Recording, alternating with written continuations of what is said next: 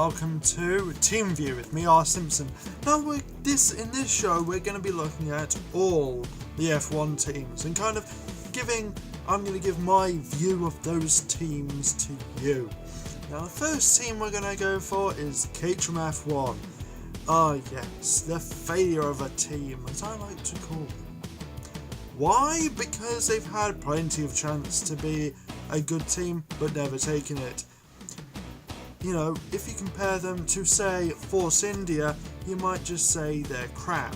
Force India, in their second year, were scoring points. Caterham F1 are in their fourth year, and they've scored not one single point, despite having, and the list, goes on, Red Bull gearbox, Renault engines, Curves, Heikki Kovalainen, good drivers, really good drivers. Petrov, Heikki Kovalainen.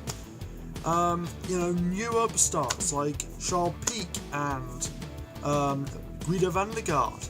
But still, they haven't got there. And they've got money because they've got sponsors from EADS, Safran, CNN, and Electronic. What was it? No, it was General Electrics. That's it. Not Electronic Arts. It was General Electrics. So they've got the sponsors from all these, and they've got the money of Fernandez in the team, and yet they're still without a point, even though this year they should have capitalised on the misfortune of teams such as Williams, who still haven't scored a point, or Sauber, who have not scored that many. But no.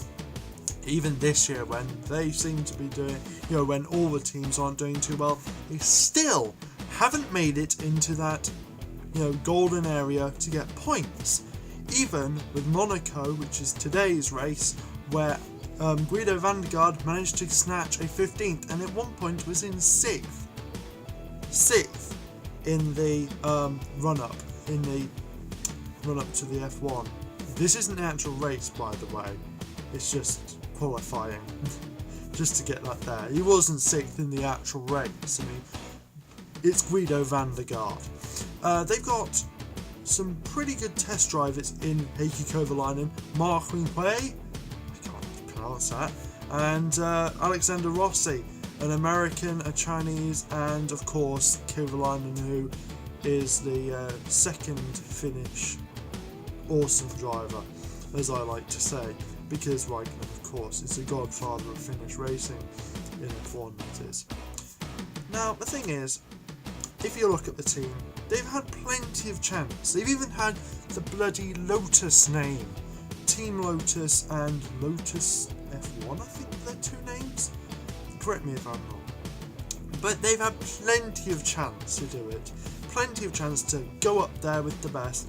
But still, they're squandering it stupidly by crap designs. The car has no downforce. It's horrendous to drive. The CTO3, which is this year's car, they said was crap. The drivers pretty much hate it, and they're never going to get anywhere. And even Fernandez has said he's holding his team back. He is the fault behind his team. That's not good. That's like, in fact, I can't even compare it to anyone because there isn't a like-for-like person who's admitted that. I suppose you could probably liken that to maybe some of the older teams like Team Pacific, if you remember them, or MasterCard Lola. But they quit while, they were doing crap. Caterham or Team Lotus, or whatever you want to call it, are still in it, even after doing crap. They don't deserve to be in it.